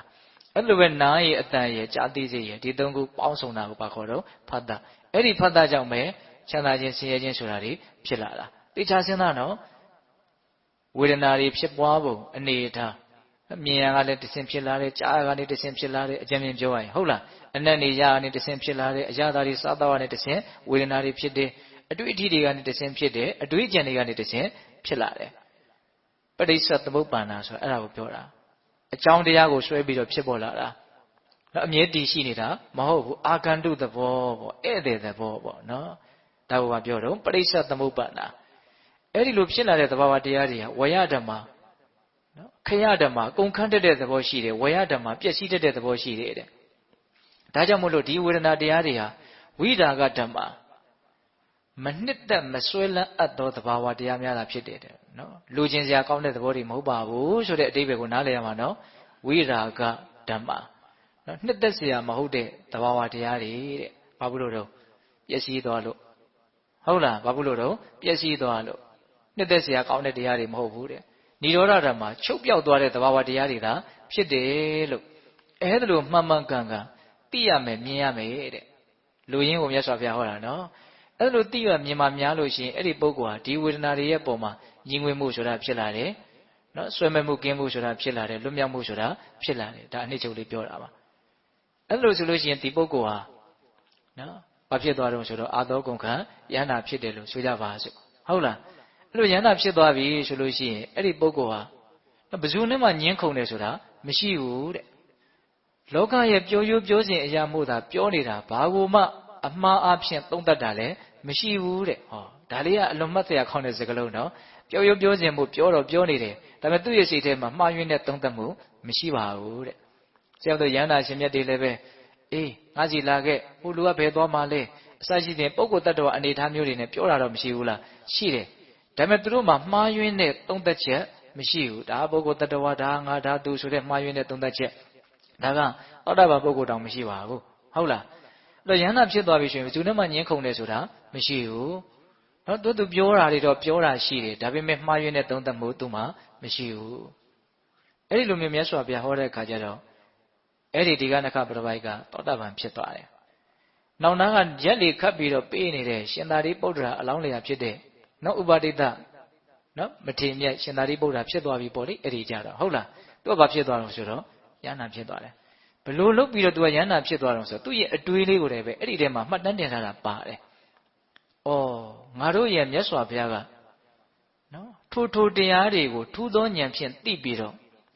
့နော်မစွဲလန်းဖို့အတွက်ဟောတာပါလားဟုတ်လားငါတို့ရဲ့မြတ်စွာဘုရားထိုတရားတွေကိုထူးသောဉာဏ်ဖြင့်သိပြီးတော့စွန့်လွတ်ဖို့ရအလို့ငါတရားကိုဟောတာပါလားဟောလူရင်းကောင်းလုပ်ချက်ချပုံလေးကိုသတိထားကြကောင်းတယ်နော်မြတ်စွာဘုရားတရားဟောတယ်ဆိုတာဘာလဲဒီသဘာဝတရားတွေရဲ့အကြောင်းကိုထူးသောဉာဏ်ဖြင့်သိပြီးတော့ထူးသောဉာဏ်ဖြင့်သိတယ်ဆိုတာလွယ်အောင်ပြောရရင်မှန်မှန်ကန်ကန်သိပြီးတော့ဟုတ်လားဒါကိုမှန်မှန်ကန်ကန်သိပြီးတော့ဘာအတွက်တရားဟောတော့မစွဲလန်းဖို့နော်မတက်မဲ့ဖို့ဒါအတွက်မြတ်စွာဘုရားတရားဟောတာဒီသဘာဝတရားတွေဟာဒုက္ခတွေပဲဒါတွေကိုမစွဲလန်းမှသာလေဒီဒုက္ခတွေကလွတ်မြောက်ပဲဒါကြောင့်ဒီသဘာဝတရားတွေရဲ့အကြောင်းကိုမြတ်စွာဘုရားမှန်မှန်ကန်ကန်ထူးသောဉာဏ်ဖြင့်သိပြီးတော့မစွဲလန်းဖို့ရန်အလို့ငါဘာလို့တော့တရားဟောတာပါလားလို့အဲ့လိုဆင်ញင်ရင်းနဲ့အာသောကုန်ခံယန္တာဖြစ်တယ်တဲ့ရှင်သာရိပုတ္တရာယန္တာဖြစ်ပုံကလေးဟုတ်လားဒါကြောင့်ဦးဇင်းတို့ပြေးတဲ့ပေါင်းသူတော်ကောင်းတို့နော်ရှင်သာရိပုတ္တရာမထေရမြတ်ရဲ့နော်ဆူတောင်းကစပြီးတော့ဒါဦးဇင်းတို့ပြစ္ဆခအနေအထားလေးကိုပြောပြတာဆက်ပြီးတော့ဦးဇင်းဘာပြောခြင်းတော့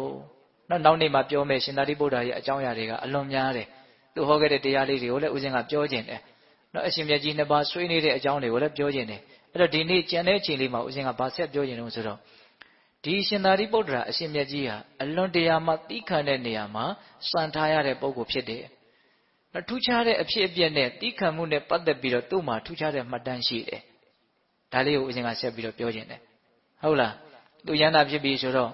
့သူ့ရဲ့ညီတော်တွေနှမတော်တွေအကုန်လုံးကိုသူယမ်းပြုတ်ပေးတာရှိတယ်အဲ့ဒါတွေကိုနောက်တစ်ချိန်ကြာမှာပဲဦးဇင်းတို့ပြောပါမယ်ဟုတ်လားလောလောဆယ်ဘာပြောခြင်းတော့ဆိုတော့သူ့ရဲ့သီးခံနိုင်တဲ့နော်အနေအထားနဲ့ပတ်သက်ပြီးတော့ကြော်ကြားမှုပေါ့လူလောကရဲ့တရားဓမ္မအတိုင်းဝိုင်းမှာကိုပဲရှင်သာရိပုတ္တရာအလွန်သီးခံတဲ့အလွန်သီးခံတဲ့ဆိုတဲ့ဟာကကြော်ကြားတယ်လို့ဆိုတယ်ဒါကြောင့်ဒီနေ့တော့ပုံသားတယောက်ကဘယ်သူကဘယ်လောက်သီးခံနိုင်တာတော့ဘယ်သူဖြစ်ဖြစ်စိတ်တူစရာတွေ့ရင်စိတ်တူမှာမတူစရာမတွေ့သေးလို့မတူတာပါသူကဒါကတာမန်လူလိုပဲသူကသဘောထားတာကိုဟုတ်လားတူစရာမတွေ့သေးလို့တူတာပါကွာဘယ်လောက်သီးခံနိုင်တဲ့လူပဲဖြစ်ဖြစ်စိတ်တူအောင်တကယ်လုပ်မယ်ဆိုရင်မတူပဲမနေပါဘူးသူကဒါသူ့အမြင်ပေါ့ ဇေဝမတူတာတော့ဆိုရှင်သာရိပုတ္တရာတော့ဘာလို့လို့မှစိတ်မတူဘူးစိတ်တူတယ်လို့မရှိဘူးအဲ့လိုဆိုလို့ရှိရင်ငါစိတ်တူအောင်လုပ်ပြမယ်တဲ့အဲ့ဒါဘာလို့လဲဆိုတော့အဲ့ဒီအရှင်မြတ်စွန့်ကန်ကြွလာပြီလဲဆိုတော့ဘာမပြောညာမပြောနောက်ကနေပြီးတော့အဲ့ဒါကြောကုန်းကိုလက်နဲ့သွားပြီးတော့ထုတယ်နော်ဒါပေမဲ့ရှင်သာရိပုတ္တရာအဲ့ဒါကိုလှည့်မကြည့်ဘူးတဲ့ဘာမပြောဖို့ဆိုဖို့နေနေသားသားနော်လှည့်တော့မကြည့်ဘူးဘာမှဖြစ်တယ်ဆိုတဲ့အနေအထားမျိုးမရှိတဲ့ပုံစံမျိုးနဲ့ပဲဆက်ပြီးတော့ကြွသွားတာပုံမှန်အတိုင်းပဲကြွသွားသူတော်တော်အံ့ဩသွားတယ်ဟုတ်လားဒါပေမဲ့သူ့ရဲ့စိတ်ထဲမှာတကယ်သိခံနိုင်တာကိုထုလိုက်ရင်တော့တခုခုတော့ပြန်ပြောမယ်လို့သူထင်နေတာဟုတ်လားအဲ့ဒါနဲ့သူကသူ့စိတ်ထဲမှာတော်တော်လေးပူလောင်သွားပြီငါတော့မှားပြီနဲ့တူတယ်ပေါ့အဲ့ဒါနဲ့အရှင်ဘုရားနေပါအောင်တပည့်တော်အိမ်ကိုကြွပါဟာဘာဘူးလို့တော့အရှင်ဘုရားကိုစိတ်တူမလားလို့တပည့်တော်ကနောက်ကကြောကိုထုလိုက်တာအဲ့ဒါကိုလည်းရှင်မြတ်ကဘာမှမပြောဘူးအိမ်ကြွပါအောင်ဆိုတော့အိမ်ကြွသွားတယ်အဲ့ဒါဆွမ်းလောင်းမဲ့သူအမြဲတမ်းအဲ့ခဏလေးတော့လူတွေကအုံလိုက်ကြီးရောက်လာတယ်အများကြီးဘာလို့ရောက်လာတော့တို့ရဲ့အရှင်မြတ်ကိုထုတဲ့လူကိုရိုက်မယ်ဆိုပြီးတော့ရောက်လာကြတယ်ဟုတ်လားရိုက်ခါတဲ့လူကဘာမှမဖြစ်ဘဲနဲ့ဘေးကလူကဖြစ်နေတာနော်အဲ့ဒါနဲ့ရှင်သာရိပုတ္တရာကအဲ့ဒီတကားလေးမင်းတို့ဘာဖြစ်ကြတာတုံးဆိုတော့အရှင်မြတ်ကိုစော်ကားလို့အဲ့ဒီလူကိုကောင်းကောင်းဆုံးမမလို့ဆိုဂိုင်းဒီလူကထုတာမင်းတို့ကိုထုတာလားငါ့ကိုထုတာလားမေးတာတော့ရိုးရိုးပါပဲဟုတ်လားမင်းတို့ကိုထုလားငါ့ကိုထုတာအရှင်ဘုရားကိုထုတာပါဆိုထုခါတဲ့ငါကဘာမှမဖြစ်ဘဲနဲ့မင်းတို့ကဘာလို့ဖြစ်နေတာတော့အဲ့တော့သွားကြပါဆိုပြီးတော့နော်တောင်းပန်ပြီးတော့လှော်ရတယ်ဒါရှင်သာရိပုတ္တရာရဲ့တိခံမှုမှာကြော်ကြားတဲ့အပိုင်းလေးဒါကျမ်းဂန်ထဲမှာမှတ်တမ်းတင်ထားအောင်နောက်ထပ်ဦးဇင်းတို့ဒီမဟာပရိမြေကြီးတုံလှုပ်ရလောက်အောင်သူ့ရဲ့တိခံနိုင်စွာအဲ့ဒါကိုမှတ်တမ်းတင်ထားတာတခုရှိတယ်အဲ့ဒါကတော့ဦးဇင်းတို့နော်လွန်ခဲ့တဲ့9 နှစ်10နှစ်လောက်တုန်းကတိဟနာရသုတ်တံဆိုပြီးတော့ဦးဇင်းတို့ဟောဖို့ပါတယ်ဟုတ်လားတိဟနာဒဆိုတာချင်းသေးဟောက်တန်လို့အဓိပ္ပာယ်ရတယ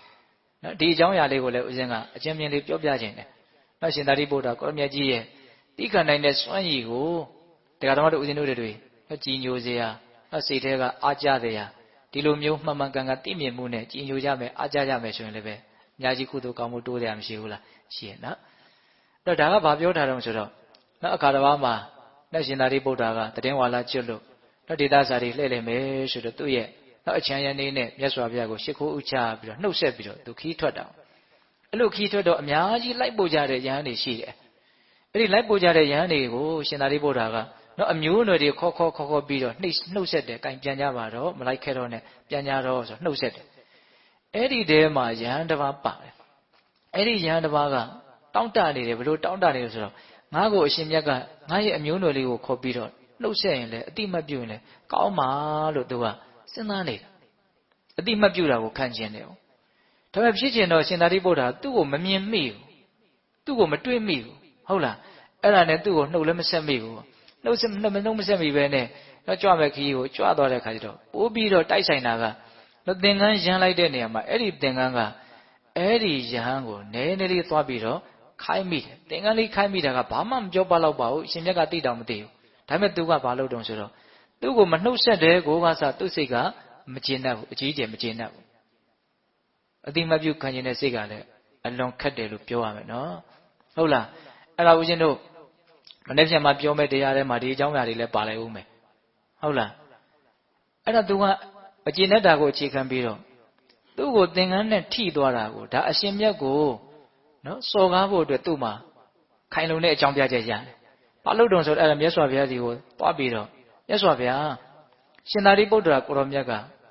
ငါဟာအက္ခတာဝကဖြစ်တယ်ဆိုတဲ့သဘောမျိုးနဲ့တပည့်တော်ရဲ့နှပန်းကိုပွင့်မတက်ဟုတ်လားသင်္ကန်းနဲ့ရိုက်ပုတ်ပြီးတော့ထွက်သွားတာတောင်းမှန်ကောင်းမှမသိဘူးအဲ့လိုသွားလျှောက်တာမြတ်စွာဘုရားကသိတော်မူတယ်ဒီအကြောင်းအရာကိုအကြောင်းပြုပြီးတော့သာရိပုတ္တရာချင်းသေးဟောက်တဲ့ကဲ့သို့ရဲတောက်နော်ချင်းသေးမွတ်တဲ့ချင်းသေးဟောက်တဲ့စကားသံတွေပြောလိမ့်မယ်အဲ့ဒါကိုမြတ်စွာဘုရားသိတော်မူတဲ့အတွက်ကြောင့်နားမှာရှိတဲ့ယဟန်တစ်ပါးကိုကိုင်အဲ့လိုဆိုလို့ရှိရင်ရှင်သာရိပုတ္တရာကိုသွားပြီးတော့ခေါ်ကြည့်အောင်ဒါဖြည့်ရှင်းဖို့လိုတယ်အဲ့ဒီမှာဦးဇင်းတို့ရှင်အာနန္ဒာနဲ့ရှင်မမောက္ကလန်ကမြတ်စွာဘုရားဟာရှင်သာရိပုတ္တရာဒီလိုမလုပ်ဘူးဆိုတာကိုသိတယ်သိရနဲ့ခေါ်ခိုင်းတာဟာအကြောင်းလို့ရှိတယ်ဒါပါလေဆိုတော့ရှင်သာရိပုတ္တရာရဲ့ရဲတောက်တရားစကားသံကိုမြတ်စွာဘုရားနော်ယဟန်ပိဋကကိုသိသိခြင်းလို့သာနဲ့ခေါ်ခိုင်းတာဖြစ်တယ်ဆိုတော့သိတဲ့အတွက်ကြောင့်ကြောင်တကားတော့တွေကိုအကုန်ယူပြီးတော့အကုန်လုံးလိုက်ပြီးတော့နှိုးစော်တယ်အရှင်တို့ထွက်ကြဒီနေ့သာရိပုတ္တရာ ချင်းသေးဟောက်တဲ့စကားသံကိုရဲတောက်မျက်ချိုလိုက်မယ်အဲ့ဒီမှာယံပိဿတိအများကြီးစုမိသွားတယ်ဆိုတော့ကရှင်သာရိပုတ္တရာကိုဆွဆွဲတဲ့ယံလည်းမြတ်စွာဘုရားနာမှာရှိတယ်အဲ့ဒါခဏနေတော့ရှင်သာရိပုတ္တရာရောက်လာတယ်ရောက်လာပြီးတော့ရှင်ဘုရားဘာလို့ခေါ်ရတာတော့ဆိုတော့လျှောက်တဲ့မြတ်စွာဘုရားကသာရိပုတ္တရာသင်ဟာဟောဒီယံကိုသင်္ကန်းနဲ့နဗန်းကိုပုတ်ခတ်ပြီးတော့ထွက်သွားတယ်ဆိုတာဟုတ်သလားအဲ့လိုမေးတဲ့အခါကျတော့ရှင်သာရိပုတ္တရာကဟုတ်တယ်လည်းမလျှောက်ဘူးမဟုတ်ဘူးလည်းမလျှောက်သူ့ရဲ့ဂုံအည်သွေးကိုပဲအဲ့ဒီမှာလျှောက်ပြတယ်တဲ့သူဟာအဲ့ဒီလိုအမျိုးအစားမဟုတ်ပါဘူးဆိုတာကိုပေါ်လွင်အောင်ပြောပြတဲ့သဘောအဲ့ဒီလိုပြောတဲ့နေရာမှာဦးဇင်းတို့စကားကိုးခွန်းပေါ့နော်ဥပမာကိုးချက်ပေးပြီးတော့ပြောတာနောက်တချို့ဥပမာတွေဆိုလို့ရှိရင်ပုထုဇဉ်ယဟန်တွေအတွက်မျက်ရည်တောင်ကျတယ်လို့ဆိုတယ်တဲ့နော်အဲ့ဒီသုတ်တန်ရဲ့အဖွဲမှာနော်ဥဒီဥမာကိုးချက်ကိုပြောပြီးတိုင်းတစ်ချက်ပြောပြီးတိုင်းမြေကြီးတစ်ခါတုံလို့တယ်လို့ဆိုတယ်တဲ့နော်သူပြောတဲ့ဥမာတွေကဘာတွေတုံးဆိုတော့အရှင်ဗျာတဲ့ဟောဒီမြေကြီးပေါ်ကိုလူတွေဟာစင်ကြယ်တာတွေကိုလည်းပြစ်ချတယ်မစင်ကြယ်တာတွေကိုလည်းပြစ်ချတယ်ကျင်ကြီးကျင်ငယ်လေးပြစ်ချတယ်နှက်တွေဘာတွေလည်းပြစ်ချတယ်တခါတလေပန်းတွေဘာတွေလည်းပဲမုံမုံမြက်မြက်ဒါတွေလည်းပြစ်ချခြင်းပြစ်ချတာဘယ်လိုအရာတွေပဲကြလာဒီမြေကြီးဟာတုံလှုပ်တဲ့သဘောရှက်နိုးတဲ့သဘောဆက်ဆုပ်တဲ့သဘောဘာမှမရှိဘူးတဲ့အဲ့ဒီလိုပဲတပည့်တော်ဟာပထဝီသမေနစိတ်ဒေနမြေကြီးနဲ့တူတဲ့စိတ်နဲ့တပည့်တော်နေပါတယ်တဲ့တတ္တဝါအားလုံးရဲ့ပေါ်မှာနော်အတိုင်းအတာပမာဏပြလို့မရတဲ့အကျိုးလိုလာတဲ့စိတ်နဲ့တပည့်တော်နေပါတယ်တဲ့မိမိရဲ့ရုပ်ကာယရဲ့ပေါ်မှာဒီကာယရဲ့သဘောကိုမှန်မှန်ကန်ကန်သိမြင်ပြီးတော့မနေကြတဲ့ပုဂ္ဂိုလ်တို့သည်သာနဲ့သူတစ်ပါးကိုစော်ကားပြီးတော့မတောင်းမှမဲထွက်သွားနိုင်မှာပါတပည့်တော်ကတော့ဒီကာယကတာတတိကိုလည်းပဲစွတ်သွဲမြင့်မြတ်ထင်နေတဲ့အတွက်ကြောင့်ပြမပြီးတော့မတောင်းမှနဲ့ထွက်သွားတယ်ဆိုတာဘယ်လိုမှအကြောင်းမရှိဘူးဆိုတဲ့သဘောမျိုးပြောပြတာအဲ့ဒါနံပါတ်1ပြောတဲ့ဥမာကအဲ့ဒါပဲသူဟာမြေကြီးနဲ့တူတဲ့စိတ်နဲ့နေပါတယ်တဲ့ဒါလေးကဒါကမှဦးဇင်းတို့နော်ယံဖန်ယံခါလောကရန်တရားတွေနဲ့တွေ့လာတဲ့အခါမှာအမှတ်ရမိမယ်ဆိုလို့ရှိရင်သူတော်ကောင်းတို့ရဲ့လမ်းစဉ်ကဒီတိုင်းရှိတာပါလားလို့တွေးမိရင်ကိုယ်လည်းပဲသိခံနိုင်ဖို့အတွက်ဒီအကြောင်းအရာလေးကအထောက်အကူတော့မပြုတ်နိုင်ဘူးလားပြုတ်နိုင်တယ်နော်နောက်ဒုတိယပြောတဲ့စကားကဘာတော့မှတ်သားလွယ်အောင်ပဲဦးဇင်းတို့ပြောပါမယ်ဟုတ်လားမြေရေမီးလေခုစက်တိုက်ပြောမယ်နော်ရေကိုဆေးတဲ့အခါမှာစင်ကြယ်တာကိုဆေးတာလည်းရှိတယ်မစင်ကြယ်တာကိုဆေးတာလည်းရှိတယ်ဟုတ်တာပေါ့တခါတလေတနခါတွေပါလိမ့်ပြီးတော့စင်စင်ကြယ်ကြယ်လေးတွေဆေးချလိုက်တာပဲမဟုတ်လားတခါတလေနော်ကျင်ကြီးအိမ်ထဲမှာနော်အညစ်အကြေးကိုဆေးချလိုက်တာလည်းမရှိဘူးလားရှိတယ်နော်ဘယ်လိုຢာကိုပဲဆေးကြောရေမှာရှက်နိုးတယ်ဆိုတာမရှိဘူးဆက်ဆုပ်တယ်ဆိုတာမရှိဘူးနော်ငါအနှိမ့်ဆက်ခံရတာပဲဆိုတဲ့အမှတ်ရေမှာမရှိဘူးအဲ့လိုပဲတပည့်တော်ဟာရေနဲ့တူတဲ့စိတ်နဲ့နေပါတယ်ဓာတုရဲ့ဒုတိယစကားနော်စောစောကပြောသလိုအသေးစိတ်ဆက်မပြောတော့ဘူးနော်အဲ့လိုပဲဦးဇင်းတို့မီးဟာစင်ကြယ်တာကိုရှုရင်လည်းလောင်းမယ်မစင်ကြယ်တာကိုရှုရင်လည်းလောင်းမယ်ဘာမှရွေးချယ်မှုမရှိဘူးသူလည်းပြစ်ချလိုက်တာမှန်သမျှသူအကုန်လောင်းကျွမ်းပြလိုက်မှာပဲသူမှဒီမစင်ကြယ်တာတွေကိုရောင်းအားလို့ရွှန်ရှားဆက်ဆုပ်တယ်ဆိုတာမရှိဘူးအဲ့လိုပဲတေသောသမေနနော်မီးနဲ့တူတဲ့စိတ်နဲ့သူနေပါတယ်အားလုံးရဲ့ပုံမှာသီးခံထားရတယ်ပေါ့ဘာမှထူးခြားမှုမရှိဘူးကောင်းတာလုပ်လို့လည်းပဲစိတ်ထဲမှာတက်ကြွတယ်မရှိဘူးမကောင်းတာလုပ်လို့လည်းပဲစိတ်ထဲမှာနော်ခရခက်တယ်ဆိုတာမရှိဘူးနော်တရားဓမ္မတို့ဦးဇင်းတို့ရဲ့ဘဝကနော်ဒီအနေအထားမျိုးနဲ့လှမ်းပြီးတော့ရှင်းမဲ့ဆိုရင်အလွန်ဝေးကွာတာကိုမတွေ့ရဘူးလားကောင်းတာနဲ့တွေ့တော့လည်းပဲကျင့်တတ်မှုနဲ့အယံတုံလို့ရတယ်ဒါလည်းပင်ပန်းဆင်းရဲခြင်းပဲတကယ်ကဟုတ်လားမကောင်းတာနဲ့တွေ့တော့လည်းပဲမကျင့်တတ်မှုနဲ့တုံလို့ရတယ်နော်ကျင့်တတ်မှုနဲ့တုံလို့ရတာနဲ့မကျင့်တတ်မှုနဲ့တုံလို့ရတာနဲ့တော့ညီမျှမျှထားနိုင်တယ်လို့ကိုမရှိရအောင်အာယုန်နေနဲ့တွေ့တိုင်းဟိုဘက်မလှုပ်ဒီဘက်လှုပ်ဒီဘက်မလှုပ်ဟိုဘက်လှုပ်တနည်းနည်းနဲ့တော့ဘာဖြစ်နေတော့လှုပ်နေတယ်ဟုတ်တယ်မဟုတ်လားဒီအရှင်မြတ်ကြီးတွေကြတော့လှုပ်တယ်ဆိုတာမရှိဘူးဒီတိုင်းပဲဒါကိုတာတိကုံလို့လည်းပဲခေါ်တယ်ပေါ့နော်ပြီးတော့ဗာပြောတော့လေဟာစင်ကြယ်တာကိုလည်းတိုက်တယ်မစင်ကြယ်တာကိုလည်းတိုက်တယ်ဘာလို့ပဲတိုက်ရလို့မှလေမှာရှက်နိုးတဲ့သဘောဆက်ဆုပ်တဲ့သဘောအနှိမ့်ဆက်ခံရတယ်ဆိုတဲ့သဘောရေမှာလေမှာမရှိဘူးအဲ့လိုပဲလေနဲ့တူတဲ့စိတ်နဲ့တပည့်တော်နေပါတယ်တဲ့ဒါတက်ကြီးလေးပါဥမာပေးရနော်ဟုတ်လားပထဝီအာဘောတေဇောဝါယောတက်ကြီးလေးပါဥမာပေးတာနောက်၅ခုမြောက်ပေးတဲ့ဥမာကဘာလဲဆိုတော့ဖုံတုပ်အဝတ်နော်အိမ်မှာဖုံတုပ်ဖို့ထားတဲ့အဝတ်စုံနော်သူကလည်းပဲစင်ကြယ်တာကိုကြားရင်လည်းပဲတုပ်ချင်တုပ်လိုက်တာမစင်ကြယ်တာတွေကိုလည်းတုပ်ချင်တုပ်ပလိုက်တာပဲရွေးချယ်နေတယ်လို့မရှိဘူး နော်ဒီအဝိစုကိုဘယ်သူမှငဲ့နေတယ်လို့လည်းမရှိဘူးတုတ်ချင်တာကိုတုတ်ပဲဟုတ်လားဘာကိုတုတ်တော့မှဒီဖုံတုတ်တဲ့အဝတ်ကနော်ရှက်နိုးတဲ့သဘောရွံရှားတဲ့သဘောအနှိမ့်ဆက်ခါတဲ့သဘောသူ့မှာမရှိပါဘူးအဲ့လိုပဲဖုံတုတ်အဝတ်နဲ့တူတဲ့စိတ်နဲ့သူနေပါတယ်တဲ့ဘာပဲဖြစ်ဖြစ်ပေါ့သူ့မှာတုံလုံးမှုမရှိဘူး၅မျိုးရှိသွားပြီနော်အေးဒါကဥစဉ်တို့နော်ဓာတိကုံကိုထင်ရှားပြတဲ့ဒေသနာလို့လည်းဆိုနိုင်တယ်ပေါ့နော်ဒီတိုင်းပဲဆိုတဲ့အတိတ်ပဲဒါကတော့တို့ဥစဉ်တို့ပုထုဇဉ်တွေအနေနဲ့ကတော့ဘလို့မှစဉ်းစားလို့မရတဲ့အနေအထားမျိုးရှိနေမယ်လို့ထင်ပါတယ်ဟုတ်လားအေးနောက်6ခုမြောက်ပြောတဲ့ဥမာကဘာလို့ဆိုတော့နော်ဒွန်စန္ဒာနော်ဒွန်စန္ဒာတောင်းရန်စားတော့ရတဲ့ပုဂ္ဂိုလ်နော်အရွယ်ငယ်လေးတွေတောင်းရန်စားတော့ရတာတချို့ရှိရဲ့နော်အဲ့ဒါမျိုးတဲ့ရွာတွေကိုတောင်းရန်ဖို့သွားတဲ့အခါမှာနော်စုပ်ပြတ်တတ်နေတဲ့အဝတ်ကိုဝတ်ခွက်ကိုလက်ဆွဲပြီးတော့သွားတယ်သွားရင်သူတို့ဘလို့စိတ်နဲ့သွားမှာတော့နှိမ့်ချတဲ့စိတ်နဲ့ပဲသွားမယ်တက်ကြွတဲ့စိတ်နဲ့သွားတာမရှိဘူးတဲ့အဲ့လိုပဲသူဟာနှိမ့်ချတဲ့စိတ်နဲ့ပဲလောကကြီးမှာနေပါတယ်တဲ့နော်ဒွန်စန္ဒာနဲ့ဥမာပေးတာနော်သူကိုယ်သူဟုတ်လားနောက်ဦးဇင်းတို့ခုနှစ်ခုမြောက်ပေးတဲ့ဥမာကဘာပြောလို့ဆိုတော့ဥကြိုကျိုးတဲ့နွားလာတယ်နွားကြီးတကောင်အလွန်လိမ့်မာတယ်ကောင်းကောင်းဆုံးမပြီးသားဖြစ်တယ်ဒီလိုအလွန်လိမ္မာရင်ကြီးပြီးသားဖြစ်တဲ့နွားကြီးကဥကြိုကလည်းဘာဖြစ်နေလဲကျိုးနေသေးတယ်တဲ့အဲ့တော့ဒီနွားကြီးကဘယ်ကိုသွားလို့မှဘယ်သူ့ကိုနှိပ်စက်မယ်နော်ခွာတရက်ရဲ့ဂျိုးတစ်ထောင်လောက်တာမျိုးသူ့မှာမရှိဘူးအလွန်နှိမ့်ချတဲ့စိတ်နဲ့နော်အလွန်ယဉ်ကျေးတဲ့စိတ်နဲ့သူကဘာလို့သွားလာနေထိုင်တယ်အဲ့လိုပဲဥကြိုကျိုးတဲ့နွားလားနဲ့တူတဲ့စိတ်နဲ့သူနေပါတယ်တဲ့ဒါကမာနကင်းကွာတဲ့အနေအထားမျိုးလောကကြီးရဲ့အပေါ်မှာဆက်ဆံမှုမှာဘာမောက်ကြွမှုမှာမရှိဘူးပေါ့ဟုတ်လားခုလူတွေကတွေ့သမျှလူကိုထင်သေးတယ်ကိုဆရာကြီးလို့ထင်တယ်ဒီအမြင်ဒီအတွေးတွေကလူသားမနေမှာ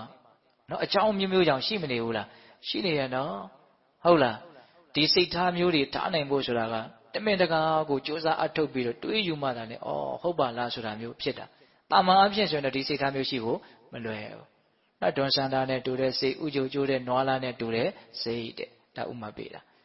နောက်တစ်ခုပေးတဲ့ဥမာကတော့ဦးဇင်းတို့နော်ဒီယုတ်ကာယကြီးနဲ့ဒါလိုက်ပတ်သက်တယ်အဲ့ဒီဥစ္စာကတော့နော်ရှေ့ကဥပမာတွေတက်တောင်ဦးဇင်းကဖတ်ကြည့်တဲ့အခါမှာစိတ်ထဲမှာပိုးပြီးတော့တောင